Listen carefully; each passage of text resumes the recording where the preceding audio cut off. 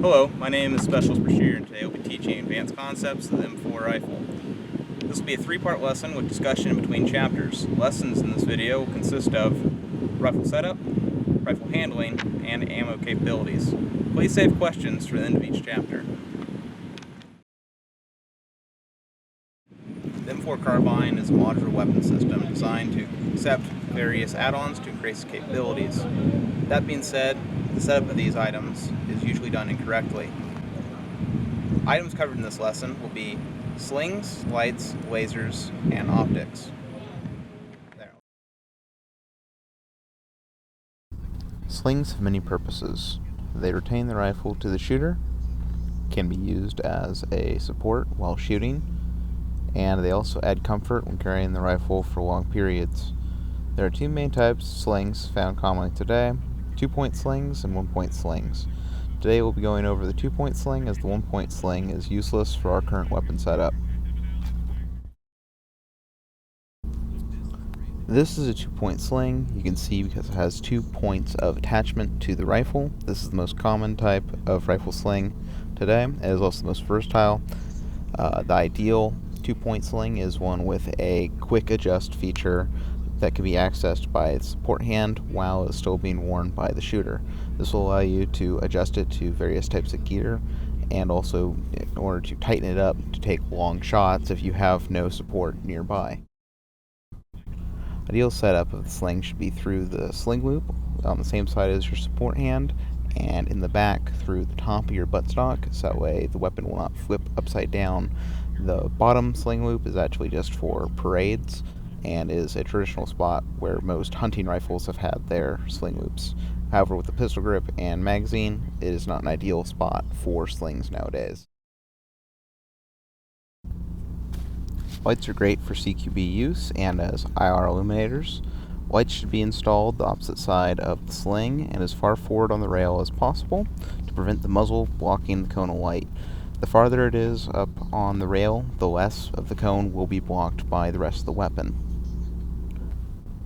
Another reason to put it on the opposite side of the sling is that way, one, the sling does not get in the way of the cone of light and get caught on the light itself, and so it doesn't rub up against the soldier as they're patrolling around, possibly causing an ND of light in an inopportune moment in the woods.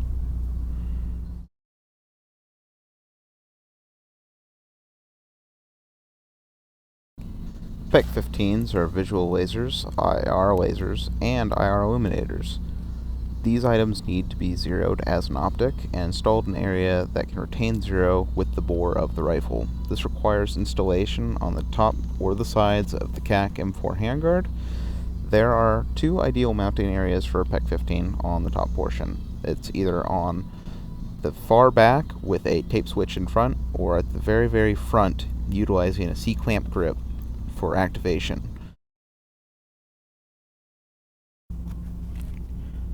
There are two main types of optics we use: unmagnified red dots and fixed magnification scopes. Red dots, such as the CCO or EOTech, should be installed as far forward as possible on the top receiver, as they have no minimum eye relief, and the farther away, the less the target is blocked by the dot, leading to smaller shot groups.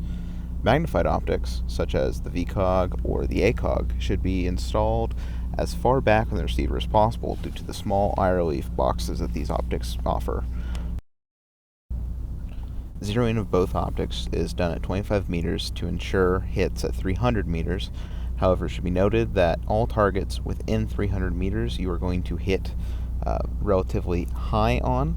So what you're going to need to do is aim at the stomach to genital area in order to ensure hits. With the ACOG, its reticle is designed to, once you have a target 300 meters, the chevron will line up with the head and shoulders, and subsequently, if it is further and smaller than the chevron, then it will be center mass of each one, and the line will line up with the width of the target at the shoulders.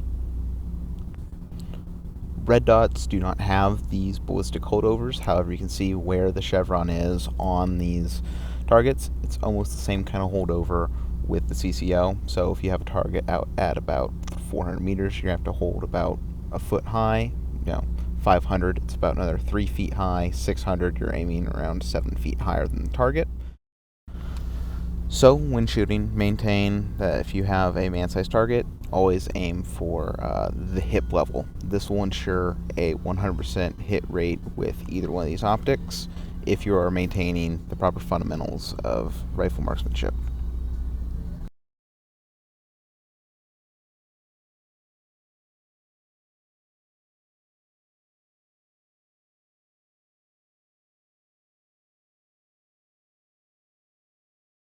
Proper handling of the M4 rifle is often overlooked or mistaught. Many of you have developed bad habits that will be addressed in this portion. In this chapter, you'll be taught proper hand placement, recoil management, reloads, malfunctions, and CQB melee use.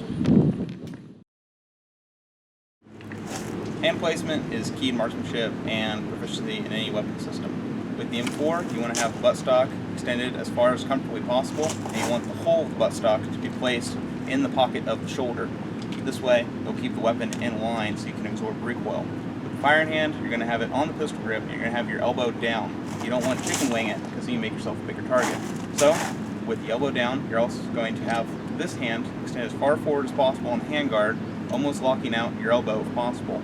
This is going to make the weapon more stable up front to help with recoil and also just general steadiness. Also, if someone attacks you when you're in CQB, you're going to be much more able to overpower them than if you had your arm back here to have this fulcrum. Your legs should be in a fighter stance, not all the way back or forward, not at a canted angle. You want to be straight, pointing forward, whichever way you are engaging. You want to have your rifle straight in front, making a T with your shoulders. So you want your plates to be oriented towards the threat. This will make you more stable and also more protected due to this area now having more cover if the threat is to shoot at you. So you're going to have your arms, this one locked out in the sport hand and the other one down as far as possible. Make yourself a minimized target. And you're going to bring your head to the rifle rather than the rifle to your head. This will help mitigate that recoil in both semi and full auto. Some bad habits often seen are 1. Using the mag well as a foregrip. This causes imbalance in the rifle and makes it very front heavy and also increases your muzzle sway. Also, whenever firing, this will increase the actual upward recoil that you are feeling. Another issue that can happen is if you are applying a lot of pressure to the magazine, you can cause failure to feed due to a misalignment in the magazine if you're applying a lot of pressure. Second issue is using the magazine as support or some kind of monopod. This can cause a lot of upward pressure on the magazine, causing the rounds to also have a lot of pressure, causing failure to feed while firing. Now this may be useful if you have nothing else and you need to shoot at something 400 out, but other than that, all this is causing a possible malfunction.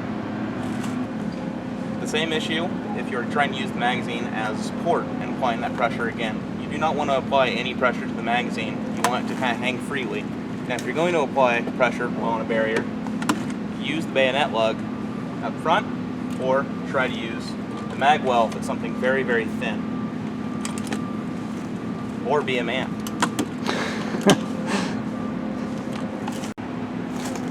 Lastly, there's the issue of bringing the buttstock too high up. What this causes is an imbalance in where the pressures are being exerted during the firing phase. So, if you have it too high up, you have a fulcrum. And you're going to have the weapon bounce in a more upward and kind of chaotic fashion than if the buttstock was lower. This way, everything's in a straight line. But here, you are now changing forces and you have them more at an upward angle.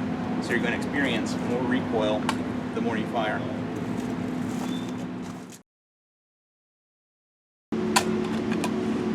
Now we're going to go over reloads. There are two types of reloads. There's a normal reload, in which the magazine is retained, and this is performed in a safe environment where you are behind cover or you are not being fired at. Then there's an expedient reload, and this is an emergency technique for when you absolutely need to have some ammo, and it's done as fast as possible. The magazine is not retained.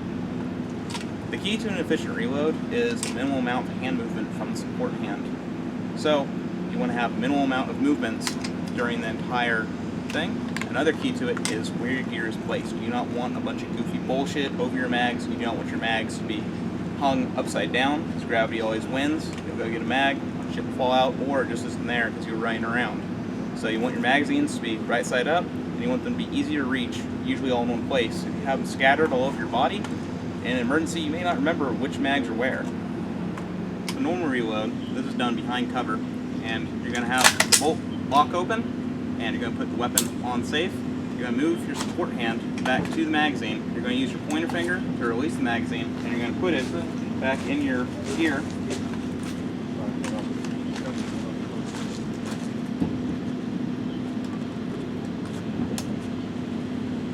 You have the follower pointing up. This will indicate that there's no ammo in it if you try to reach for it later.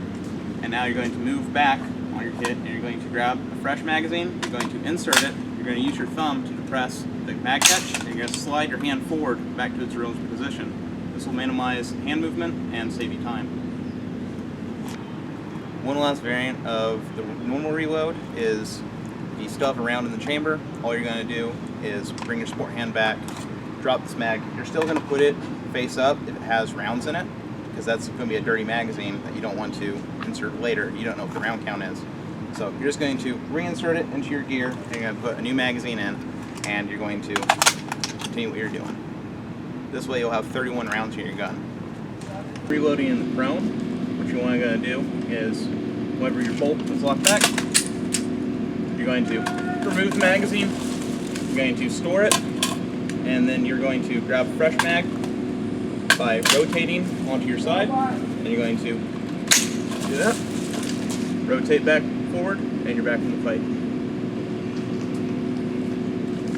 So now I'm going to go over the expedient reload. This is when you are on the move and currently being engaged or engaging a target. So you're going to notice that your bolt is locked open. What you're going to do is you're going to release the mag, you're going to reach, you're going to insert a new one, and keep advancing. So this will be an example of an expedient reload. So my weapon's on fire and the bolt is locked back. So notice the bolt's locked back, I'm going to drop it, I'm going to reach, I'm going to insert it, I'm going to keep advancing while firing. So remember, the difference between a normal reload is, with a normal reload, you use your safety and you want to retain your magazine. With an expedient reload, you don't worry about the safety and you get rid of the magazine. Now I'm going to go into malfunctions. For this, I'm using live rounds. So, for safety purposes, I have my weapon in a clearing barrel, and I also will be taking the firing pin out of this weapon. So, I'm going to remove my bolt.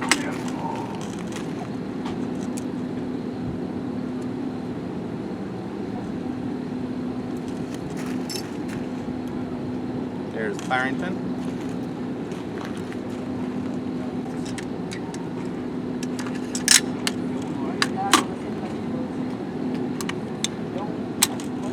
Now we're going to go over the 3 different types of malfunctions. There's failure to feed, double feed, and failure to eject. I'm going to go over the causes and the fixes of each one. So, to start, we're going to start with failure to feed. So, one type is where you pull the trigger and there's nothing in there, and there's also nothing on the bolt on account of magazine was not inserted all the way. It was just being held by tension from the mag catch. So what you're going to do, if you have a full magazine being inserted with a closed bolt, you need to slap up, and that will be able to enter a new round. Oh, we actually made a failure to feed. Nice. Yeah. So now there's a round in the chamber.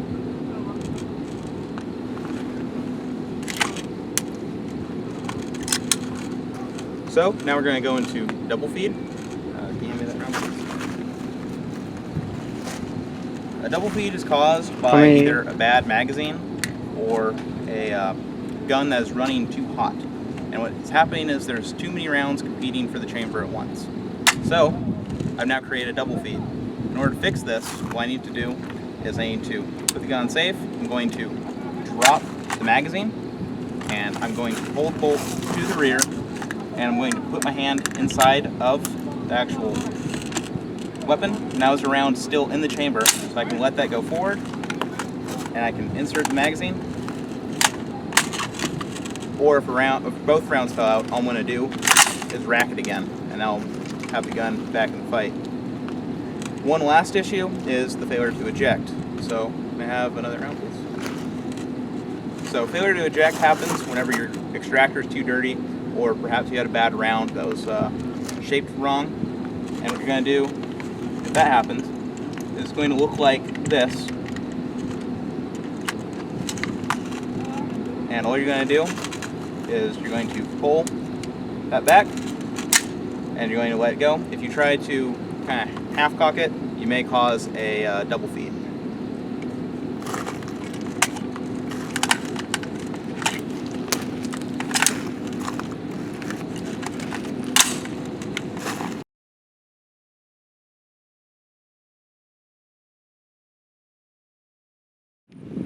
This chapter covers the design of 5.56 and its capabilities. This will show you where to shoot a man, exactly what 5.56 passed through, and 3 differences in the main types of 5.56. There are main types of 5.56 found in the U.S. Army today. However, we're only going to talk about 3 of them, which are found on this base. The very first one is M193, which is the copper tipped. We have M855, which is the green tip, and we have M855A1, which is our steel tipped round. So we're going to go into designs and also the ballistics of each. The first cartridge on our list is XM193. This was designed back in Vietnam for our M16s. It is a 55 grain projectile, and it is known to fragment very well in unarmored targets under 100 yards. Unfortunately, it does not perform well out of our M4s due to it being made for a different twist rate. M16s back then were made in 1 in 12. Nowadays, we have barrels with 1 in 7. The lower muzzle velocity these come out end up making them kind of pencil through our targets and exiting out their limbs before they fully fragment, leaving pencil-sized wounds. And this is a similar issue you will see with the green tip. Now, one benefit of this round is if you're able to hit someone from the side and you're able to get it go through them sideways, you'll be able to get that nice large bubble to actually do a lot of damage. So you can see here that the round had actually yawed properly in this man's leg and had pretty much blown out all of his tissue. Meanwhile, the entry hole on the other side is still quite small. However, this man is now completely out of commission from the battle, and he also has his bones broken. So, the round is good, and it's good out of an M16. However, the M4, it's rather lackluster, so you may not want to use that while you are here. The construction of this bullet is just a bit of lead with copper surrounding it, making a full metal ball jacket. It was the original ball round for NATO, and it travels around 2,800 feet per second. It was not designed to kill, it was designed to maim, because it was designed around the Geneva Convention in mind. Now, it will still pierce through metals, but not nearly as well as M855. Now we have M855. This is our green tip round. It consists of a copper jacket with a steel penetrator in the front. It looks like a little cone, and then it has a lead cylinder in the base to maintain its weight. It weighs 62 grains, and it is semi-armor piercing. It is designed mainly to reduce the amount of lead that we used back in the 90s, not so much for its performance.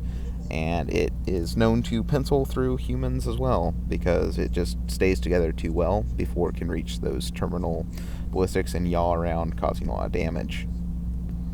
Benefits of this round, however, are due to its speed. It's still good at penetrating armor. It's good to penetrate a quarter inch of steel out to 130 meters. And also, if you do get a bullet that yaws, it will still make good results. They're just not as good as the M193 or as the M855A1 that we'll go over right now.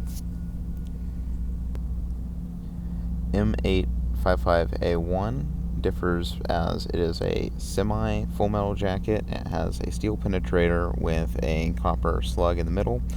This is damn near an illegal round because it acts as a armor-piercing hollow point and expands in people. Part of the Geneva Convention dictates that we do not have rounds that expand, but we just ignore that nowadays. This round flies a little bit faster. It flies 3,200 feet per second. It can penetrate level 3 armor, and it also is able to penetrate a quarter inch of steel out to 300 meters. So that is significantly better performance than the M855. It also has to be a little bit bigger than its little brother because it is no longer using lead. It was designed to be a lead-free ammunition for the Army. Government rules dictated that we need to have less hazardous impact, and removing lead was a easy way for us to do that. It was not actually initially designed for its performance. Performance of these rounds is fantastic for armored and unarmored targets on account of there's no neck on the entrance wound, so no matter how skinny the person is, they're still going to have a really bad day. Issues we're having with this round, however, are its steel tip is too hard for the feed ramps in the M4, so it's been eating the feed ramps at very low round counts, leading to us adopting these brown magazines, which feed at a different angle. So we can only reliably use this round in these brown magazines, and Gen 3 PMags. Those are the only two magazines that these will reliably feed from without damaging your weapon.